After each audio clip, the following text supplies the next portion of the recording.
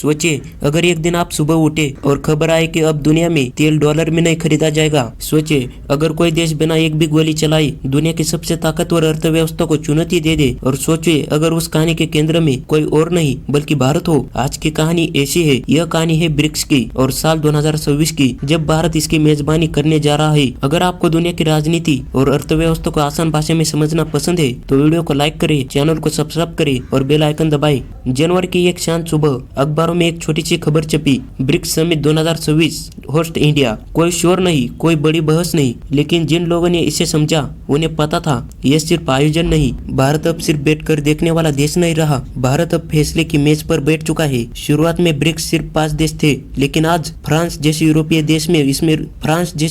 देश इसमें रुचि दिखा रहे हैं। अफ्रीका, एशिया, लैटिन अमेरिका, हर जगह एक सवाल उठ रहा है, क्या हमें हमेशा पश्चिमी सिस्टम पर निर्भर रहना चाहिए? यही से अमेरिका असहज होने लगता है। लोग सोचते हैं अमेरिका की ताकत उसकी सेना है, लेकिन असली ताकत है डॉलर। पिछले 80 सालों में तेल डॉलर से, गैस डॉलर से, व्यापार डॉलर से, दुनिया मेहनत करती रही। अमेरिका नोट छापता रहा। धीरे धीरे डॉलर करेंसी नहीं, सिस्टम बन गया। इस सिस्टम का नाम है स्विफ्ट। अगर कोई देश अमेरिका की बात नहीं माने तो उसे इस सिस्टम से बाहर कर दिया जाता है। मतलब ना पैसा आएगा, ना जाएगा, ना व्यापार होगा। यही दुनिया को समझ आ गया। डॉलर सिर्फ पैसा नहीं, दबाव बनाने का एक तरीका है। भारत ने कोई बयान नहीं दिया, बस रूस से कहा तेल चाहिए, डॉलर नहीं, रुपयों में चलेगा। रूस ने कहा चलेगा, डॉलर बाहर, स्विफ्ट बाहर। धीरे धीरे यही मॉडल यूएई, ईरान और कई देशों ने अपनाया। श्योर नहीं, बस सिस्टम बदला। 2025 में ब्रिक्स ने नया पेमेंट सिस्टम बनाना शुरू किया। ऐसा सिस्टम जिसमें पैसा आए लेकिन डॉलर न आए। यही अमेरिका की चिंता बढ़ गई, क्योंकि डॉलर की मांग घटी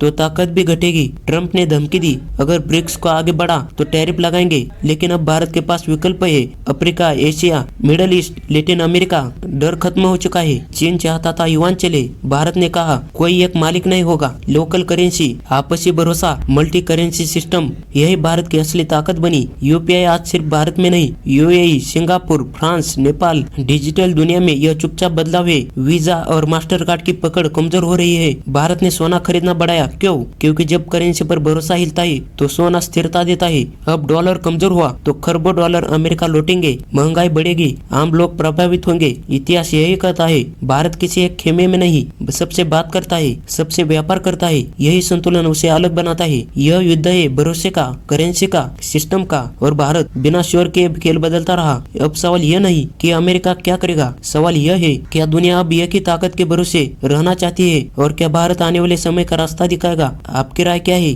कमेंट में जरूर बताइए।